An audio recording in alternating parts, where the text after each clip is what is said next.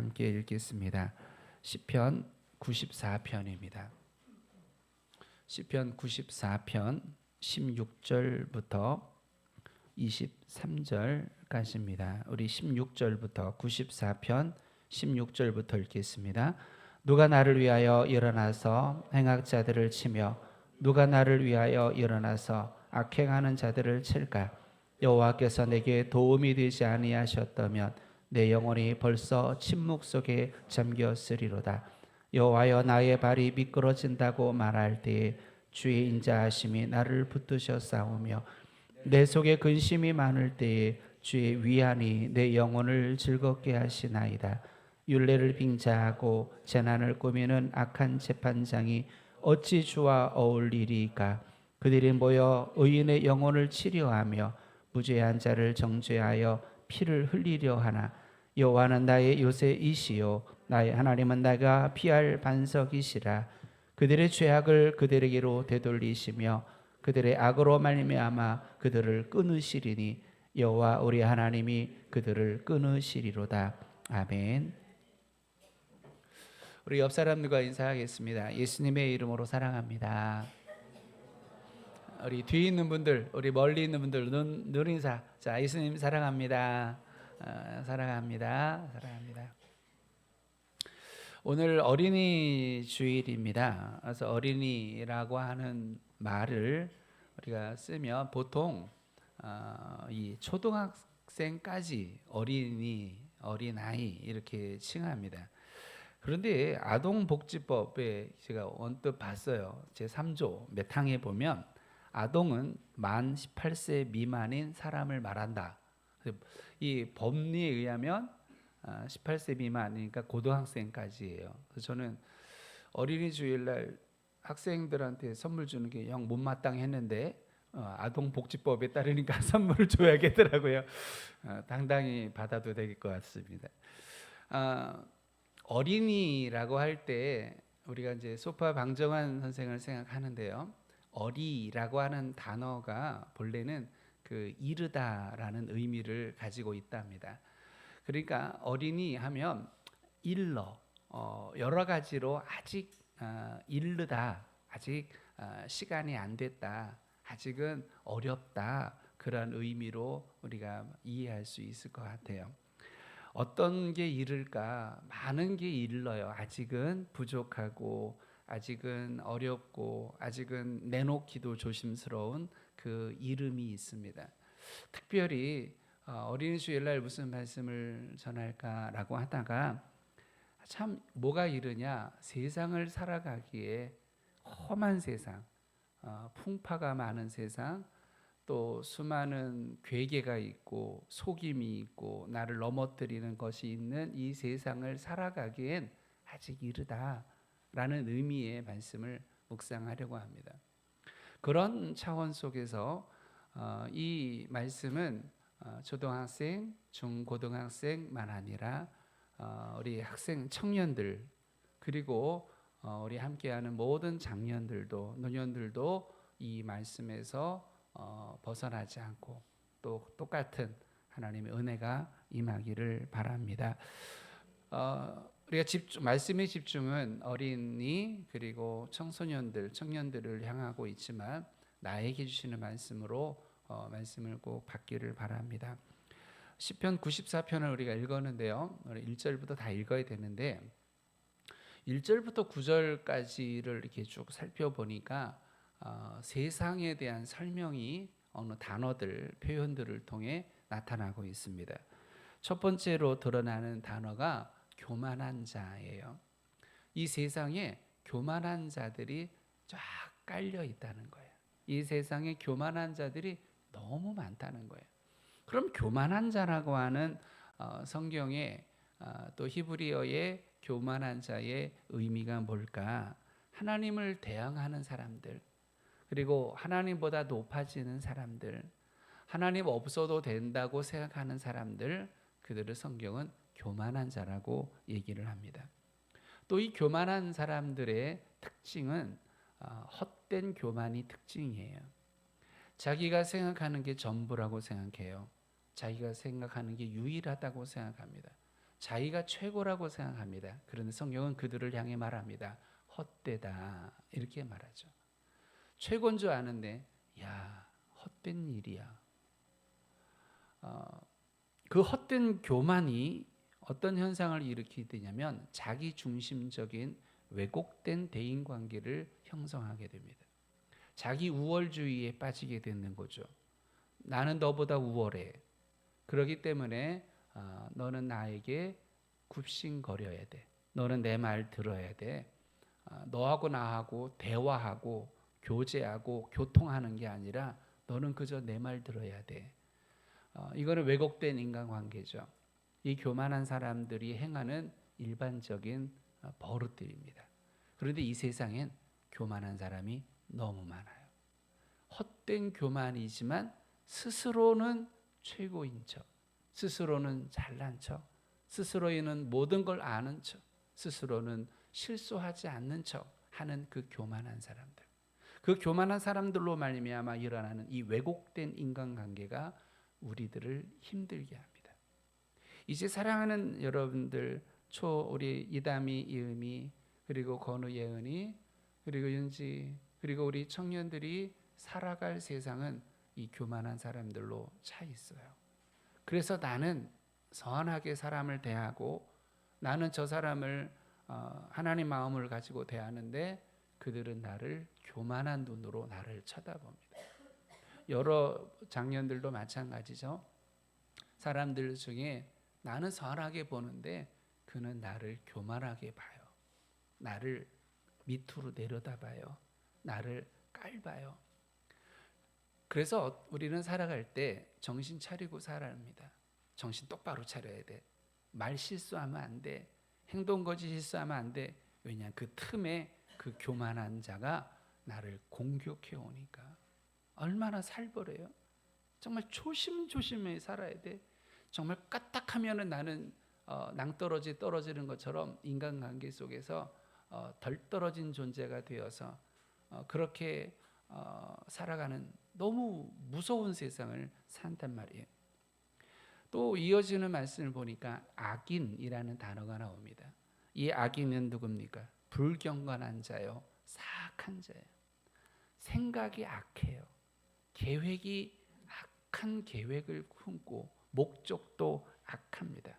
그 악인들이 개가를 부른대요. 이 개가라고 하는 말은 잘 안 쓰는 단어인데 기뻐하다, 즐거워하다, 승리를 거두다라는 뜻이에요.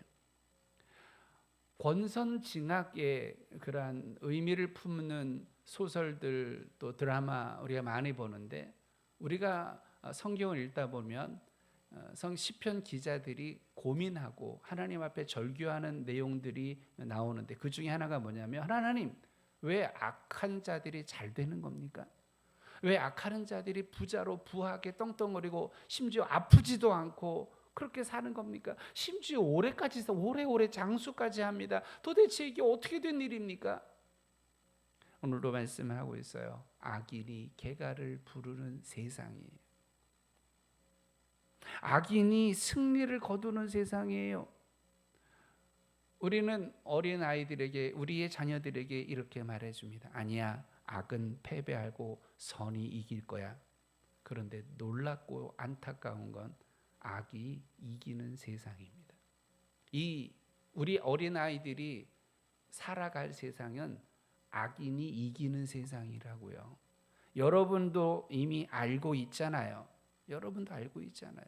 뇌물을 쓰고 그리고 억압을 하고 그리고 권력을 휘둘러 때 그런 사람이 승승장구하는 걸 봐요. 그들이 꼬꾸라지고 그들이 망하는 건 드라마에서나 있어요. 이게 우리 현실 세계예요. 우리 아이들이 자라갈 세상, 우리 지금 청년들이 살아가고 있는 세상이 바로 이 세상이에요.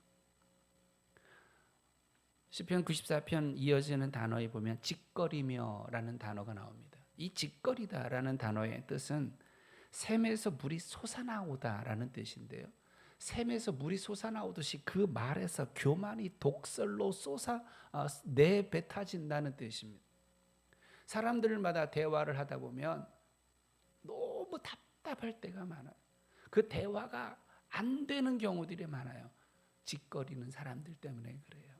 그냥 생각 없이 짓거려요.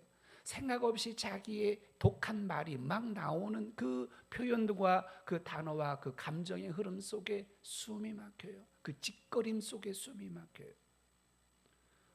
부모의 그늘 아래 자라는 아이들은 부모의 사랑의 언어와 부모의 사랑의 표현 속에 살아갑니다. 물론 때때로 거친 말을 하기도 하지만 거친 말 속엔 사랑이 있는데요. 세상에 나가면 세상은 짓거리는 말들이 태반입니다. 자긍하나이다, 이 말은 선언하다, 자신하다는 뜻이.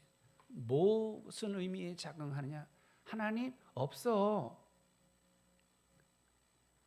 내 힘과 내 능력으로 못할 게 뭐 있어? 하나님 믿는 사람들을 향해 조롱하고, 기도하는 사람들을 쓸데없는 짓을 한다고 하고, 예배하는 사람들을 어리석다고 말하는 그들이 향해 자긍하나이다, 이런 표현을 쓰고 있습니다. 또 성경은 말합니다. 주의 백성을 파쇄하며, 파쇄하다, 상처를 입히다, 부스러뜨리다, 압박하다라는 거예요. 왜 청년이 되면서 신앙생활하기 어려운가?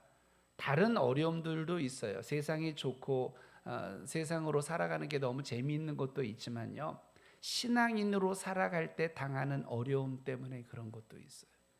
예수 믿는 사람으로 살아가는 일 때 세상이 그를 압박하고, 예수 믿는다는 그 이유만으로 조롱하고 비웃고 파쇄하는 경험들을 하면서 살아가는 거예요. 왜 예수님 믿는 사람들이 성경책을 들고 다니지 않습니까? 왜 예수님 믿는 사람들이 공원에서 버스 타면서 성경을 읽지 않는 이유가 뭡니까? 왜 예수 믿는 사람들이 찬송을 부르지 못합니까? 파쇄당하니까, 조롱당하니까요. 그거를 극복해야 되는데 그걸 극복할 힘이 안 되니까요, 내가 예수의 사람인 걸 드러내지 못하는 거예요. 주의 기업을 곤곡해 하며, 고통을 주며, 모독하며, 강탈하며, 복종시키며, 고아와 나그네를 죽이며 고아를 살해하며, 자기의 만족을 위해서 사회적 약자들을 억누르고 억압하고, 그 사회적 약자들에게서 그 작은 것 하나를 뽑아내는 이 악한 자들이 이 세상에 있단 말이에요. 권력을, 백성이 준 권력을, 선거를 통해 얻은 그 권력을 그저 자기 유익과 자기가 속한 단체의 유익과 이득을 위해서만 권력을 휘두르는 이들이 이 세상에 태반으로 널려 있는 세상. 이 세상이 우리 아이들이 살아갈 세상이에요. 이 세상에서 갓 사회에 진출하여 직장 생활하며 그 사회의 쓴맛을 보는 우리 청년들이 살아가는 세상이 이런 세상입니다. 16절은 이렇게 탄식합니다. 주보를 가지고 함께 읽어볼까요? 함께 읽습니다. 누가 나를 위하여 일어나서 행악자를 치며, 누가 나를 위하여 일어나서 죄악 행하는 자를 칠고. 이 말의 의미는 그 행악하는 악한 계획을 가지고 악한 말을 하며 악하게 달려드는 그 사람들을 때문에 나 너무 고통스럽다는 거예요. 둘이서 말다툼을 하든 싸움을 하든 누가 이길 것 같습니까? 독한 사람이 이깁니다. 저는 멀때만 크지 별로 독하지가 않아서 져요. 자, 보십시오. 누가 저하고 붙습니다. 그런데 막 쌍욕을 하면서 막 그럼 제가 이기겠습니까? 같이 쌍욕할 수도 없고 그거 어떻게 하겠습니까? 무조건 지는 거예요. 그 행악자를 어떻게 하겠어요? 그 권력을 가지고 막 누르는데 막 분노는 일어나는데 할 수 있는 게 하나도 없어요. 조직적으로 악한 자들이 서로 협업하여서, 협업이라는 단어가 이렇게 써야 되나? 악한 자들이 모여서 정말 약한 자부터 잡아먹으려고 하는데, 여러분 사자가 큰 놈 잡아먹는 줄 아세요? 사자는 새끼들 잡아먹어요. 등치에 안 맞게. 세상 악인들은요, 약한 자만 잡아먹어요. 그런데 문제는 방법이 없어. 누가 나를 위하여, 저 행악죄 때문에 고통받는 나를 위하여, 저 악한 자들이 결합하여 나를 힘들게 하는데 저들을 나를 위하여 손해를 보고 있고 아픔을 겪고 있고 눈물을 흘리고 속상한데 대책이 없는 그 나를 위하여 누가 일어나서 누가 나를 도와줄까? 내 영역에 들어와서 내 삶의 영역에, 내 시간의 영역에, 내 공간의 영역에 마음대로 무단 침입하여 온갖 횡포를 당하며 온갖 말을 짓거리며 내게 아픈 비수 같은 말을 날리며 나를 힘들게 하며 내 재산을 유린하는 저 악한 자들로부터 고통받는 나를 위해 누가 일어날까? 그 악인들로부터 나를 구원하고 그 악인들을 물리치고 나를 일으킬 누가 그럴까? 여러분, 누가 있을까? 여러분의 사랑하는 자녀들이 이 세상에서 이렇게 악한 자들로부터 따돌림을 당하고 고통을 당하고 눈물을 흘리고 아파하고 그럴 때 누가 저들을 지켜줄까?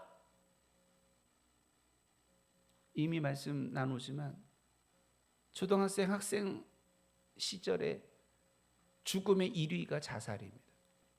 죽는 1위가 자살이에요. 방법이 없으니까. 방법이 없습니다. 청년 사이에서도 지금 자살은 상당히 높은 분포도를 가지고 있습니다. 방법이 없어요. 누가 나를 위해 일어날까? 누가 나를 도와줄까? 누가 내 옆에 있어줄까? 누가 나를 위해 이렇게 팔 걷어서 그럴까? 아쉽게도 안타깝게도 없어요. 저는 지금도 생각나는 친구가 있습니다. 우리 둘째 아들 동창인데요. 부모가 있는지 없는지 아무튼 큰아버지 손에서 자랐어요. 그 사촌 누나들이 2명이 잘해줬어요. 그래도 마음의 아픔이 있었나 봐요. 늘 겉돌고 늘 힘들고. 그래서 예배 나올 때마다 우리 성도들이 잘 돌보고. 근데 성장해서 예배 어디로 갔는지 예배도 안 나오고 어느 날 자살했대요. 그래서 저보고 예배 나오라는데 너무 마음이 아프더라고요. 갓 고등학교 졸업한 지 얼마 후에 너무 마음이 아픈 거예요. 누가 저를 자살로 몰아갈까? 누가 저 아이를 자살로 몰아가게 했을까? 누가 아니라 사회가 그래요. 세상이 그래요. 20절에 율례를 빙자하고 자네를 도모하는 악한 재판장이 어찌 주와 교제하리이까? 그 악한 재판장은 권력의 정점에 있는 사람들이, 권력자들을 얘기합니다. 법을 이용해서 악을 행합니다. 놀라운 건 저들은 위법을 하지 않아요. 법을 위반하지 않고 놀랍게도 법을 이용해서 악을 행하고 있어요. 법을 이용해서 정의의 가면을 쓰고 가진 권력을 남용하는 악한 자들이 널려 있는 게 세상인데, 그 악한 자의 권력을, 그 악한 자들의 악행을 누가 저지할 수 있을까? 그 세상을 살아가는 저 아이들이, 그러한 세상을 살아가는 우리 아이들이 어떻게 이 세상에서 살아남을 수 있을까? 정말 암담합니다. 제가 신대원 다닐 때 선생님이 계셨어요. 그 선생님은 졸업 시즌 되면 우셨어요. 수업하다 말고 마지막 수업 때 우세요. 교수님 왜 우세요? 너희들 생각하니까 운다는 거예요. 너희들. 이 험악한 교회는 아니고요. 험악한 세상이 아니고 저 교회에다가 사역할 너희들, 복음을 전하며 전도자가 되며 교회를 섬겨야 될 너희를 보니까 이 늙은이로서 눈물이 나 그런답니다. 근데 그 울 일도 아니야. 여러분이 진짜 울 일은 예수님의 십자가를 지고 골고다를 향해 가실 때 많은 여인들이 예수님을 따라오며 막 울었어요. 막 예수님 막 울었어요. 근데 예수님이 뭐라고 말씀하십니까? 나를 위해 울지 마라. 너와 너의 자녀를 위해 울라. 너와 너의 자녀를 위해 울라. 지금 말씀이 뭐예요? 울어야 돼. 내 아이들이 살아갈 세상을 생각하면서 울어야 돼요. 우리 큰아들 여기 있지만 자기 다 컸다고 그러고 자기는 완성체라고 생각하지만 제 눈에는 아직 안 그렇거든요. 세상을 살아가면서 부딪히고 속상해하고 아파하고 힘들어하고 세상에 아무도 없고 나 혼자만 있는 것 같고 세상에 다 나를 공격하는 것 같고 정말 이렇게도 안 되고 저렇게도 안 되는 그렇게 세상을 살아가는 게 우리 청년들이에요. 그거 생각하면 눈물 안 나요? 우리 건호 예언이 보면 눈물 안 나요? 속상하죠. 속상해야 돼요. 답답해야 되고 눈물 나야 돼요. 말은 안 하지만 이제 점점 크면 말 안 해요. 말 안 하고 혼자 힘들어해. 말 안 하고 혼자 아파해.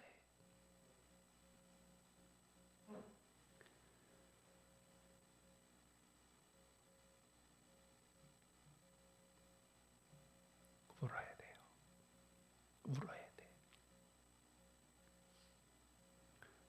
우리 아들이 학교 다닐 때 농담인지 잘 모르겠는데 자기는 학교 가서 빵을 먹는데 점심에 빵을 먹는데 그냥 물하고 먹는데 그랬더니 어떤 청년이 야 빵하고 먹으면 돼. 우유랑 같이 먹어야지. 그러니까 우리 아들이 뭐라는지 아세요? 우유라고 먹으면 사치예요. 그러는 거예요. 얼마나 용돈을 안 주면 빵 사 먹을 만큼밖에 안 된다는 거예요. 빵하고 우유하고 먹어야 되는데 우유까지 살 만큼 용돈이 안 된 거예요. 걔가 쟤예요. 이게 농담이었는지 나중에 물어보고 싶었는데 경제적인 이유 때문에 저 어린 나이든 청년이든 누구든요 경제적 이유 때문에 말 못하고 가슴 아리하는 아이들이에요. 인간관계 어른들의 눈에는 다 잘 지내는 것 같은데 그 아이들은 그 친구가 아니라 인간관계 때문에 오는 압박감 때문에 힘들어하고 고통받고 아파하는 아이들이 생각보다 많아요. 이제 사회로 나가서 그 직장 지옥 같은 직장에서 살아야 돼. 수많은 경쟁 사회 속에 살아가야 돼. 나를 누르고 나를 밀치는 그 많은 사회, 특별히 악인들이 공격을 받으며 어떻게든 견디며 살아야 돼. 그 아이들 보고 안 울면 그게 이상한 거예요. 그 아이들을 생각하며 울지 않으면 그 이상한 부모야. 그런 세상을 살아갈 때 근데 놀라운 건 청년들만 아니라 문제는 울어야 될 부모도 그 세상을 살아가니까 자녀들을 위해 울어야 할 부모도 지금 내가 울판인데 내가 지금 울고 있는데 자녀들을 위해 울 힘이 없어서 그럴 수도 있는 것 같아. 제가 성경을 읽으면서 제일이라고 말하면 좀 그렇지만 매우 너무 좋아하는 성경 말씀이 오늘 본문 18절 19절이에요. 같이 한번 읽어보면 좋을 것 같습니다. 18절 19절 함께 읽습니다. 여호와여 나의 발이 미끄러진다고 말할 때 주의 인자하심이 나를 붙드셨사오며 내 속에 근심이 많을 때 주의 위안이 내 영혼을 즐겁게 하시나이다. 예전 성경에는 내 속에 생각이 많을 때 이렇게 번역을 했어요. 생각이 너무 많아. 생각할 게 너무 많아. 속상한 생각이, 화가 나는 생각이, 억울한 생각이, 어떻게 살아야지라는 생각이 많아서 잠을 이루지 못하는 나날들이 있는 게 세상이에요. 그리고 그 세상을 우리 청년들이 살아가고 있고 그 세상을 우리 아이들이 살아가고 있어요. 특별히 미끄러지다. 나의 발이 미끄러진다. 저는 미끄러진다는 거를 단어를 가지고 살펴보니까 4개의 단어로 뜻으로 요약되더라고요. 미끄러진다는 건 이제 흔들리다는 뜻이 있어요. 흔들립니다. 우리 아이들이 세상을 살아가는 이런 세상을 사니까 흔들릴 수밖에 없어요. 우리 청년들이 이런 세상을 사니까 흔들릴 수밖에 없어요. 흔들리다 악한 자들의 괴롭힘 때문에, 믿음으로 사는 자들을 향한 비웃음 때문에, 별것도 아닌 작은 실수 때문에 집단 따돌림을 당하며, 또 별것도 아닌 그 연약함 때문에 무시를 당하며, 너 왜 키가 작니? 너 왜 이렇게 멀때같이 키만 크냐? 너 성격가 생긴 건 왜 그렇게 생겼냐? 저는 이름이 주일이잖아요. 그 당시 한참 유행했던 분이 이주일 씨잖아요. 이주일 얼마나 놀렸는지 몰라요. 이름 갖고도 별걸 가지고 다 놀려요. 별 실수 갖고도 그 꼬투리를 잡고요, 눌려요. 흔들어요. 내 마음을 흔들어. 미끄러진다는 말은 나를 흔들어서 내가 미끄러지는 거예요. 두 번째는 떨어지다라는 뜻이 있어요. 악한 자들로 인해서 내 몸과 마음의 삶이 무너지는 걸 경험합니다. 마음이 무너져. 삶이 무너져. 이걸 미끄러진다고 표현해요. 세 번째 의미는 탈선하다는 뜻이 있습니다. 승승장구하는 악한 자들을 보면서 마음이 미끄러져요. 내가 착하게 살면 뭐해? 내가 법을 지키며 살면 뭐해? 내가 선을 행하면 뭐해? 내가 교회 다니면 뭐해?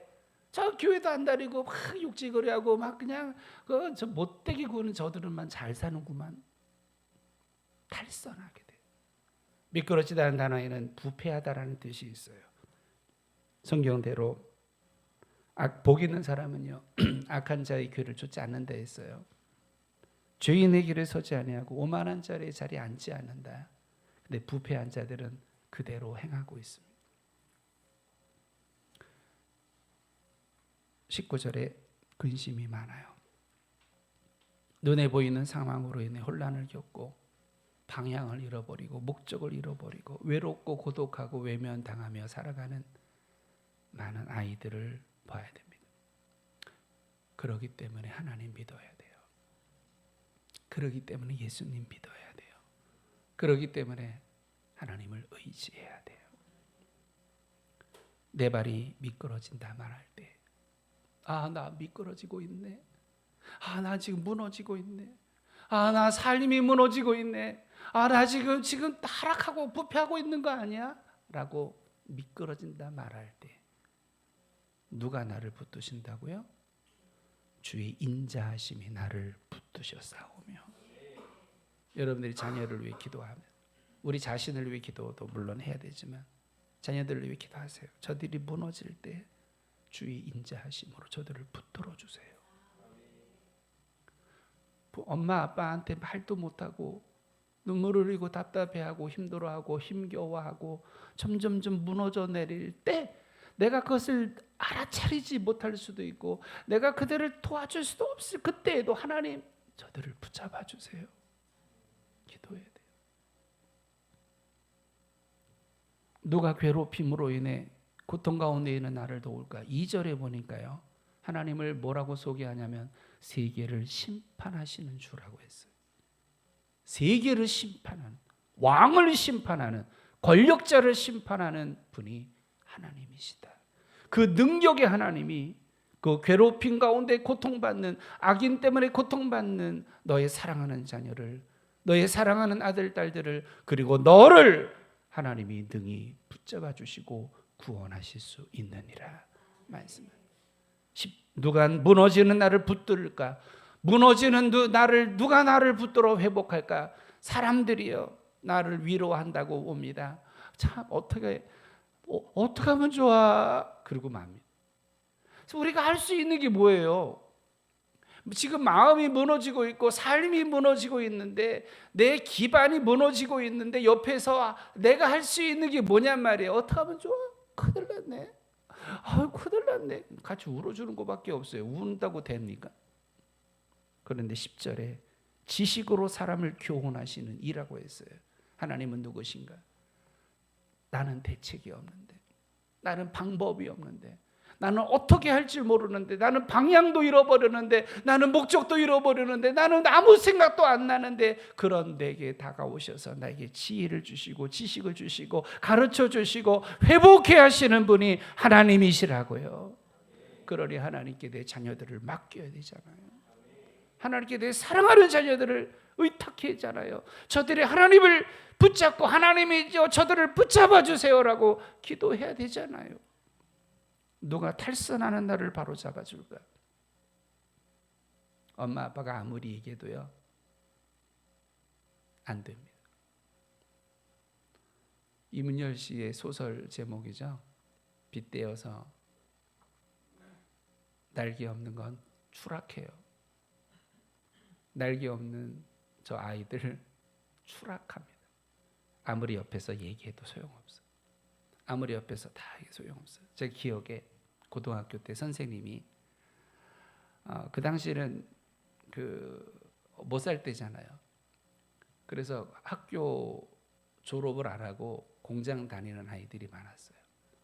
그게 그 집안 살림 때문에 꼭 공장 가야 되는 것도 아닌데 말이에요. 그래서 수업을 마치고 얘들아 너희들이 공부를 끝까지 마쳐야 돼. 그래서 일정한 자격도 얻고 일정한 기술도 취득해서 그러면 너희가 지금보다 월등한 삶을 살 수 있어. 근데 지금 옆에 저 공장 다니고 저 돈벌이하고 다니는, 여러분 공장 다니는 게 나쁘다는 거 아닙니다. 오해하지 마시고요. 그런 아이들 지금 졸업도 안 하고 막 뛰쳐나가서 하는 아이들의 야 좋겠다. 한 달에 10만 원 번대. 우와 10만 원이나 벌어. 이러면서 너 학교 그만두고 그러지 마라. 답답하고 힘들어도 마지막까지 수업을 마치고 그 다음에 너에게 길을 다음 스텝을 밟아갈 때 저 아이들보다 훨씬 나은 삶을 살 수 있어. 너에게 많은 기회가 주어져. 그러고서 종례를 마치고 근데 그 다음날 3명이 안 나왔어. 우이독경 말해도 안 돼. 근데 12절에 징벌과 교훈으로 바로 서게 하시고 회복시키시는 하나님을 말씀하고 있어요. 부모가 아무리 말해도 말을 안 듣는데 하나님이 말씀하시면 돼요. 그래서 가끔 그런 기도도 해요. 하나님 지금 새벽인데요. 하나님 저가 꿈에서라도 주님 말씀해 주세요.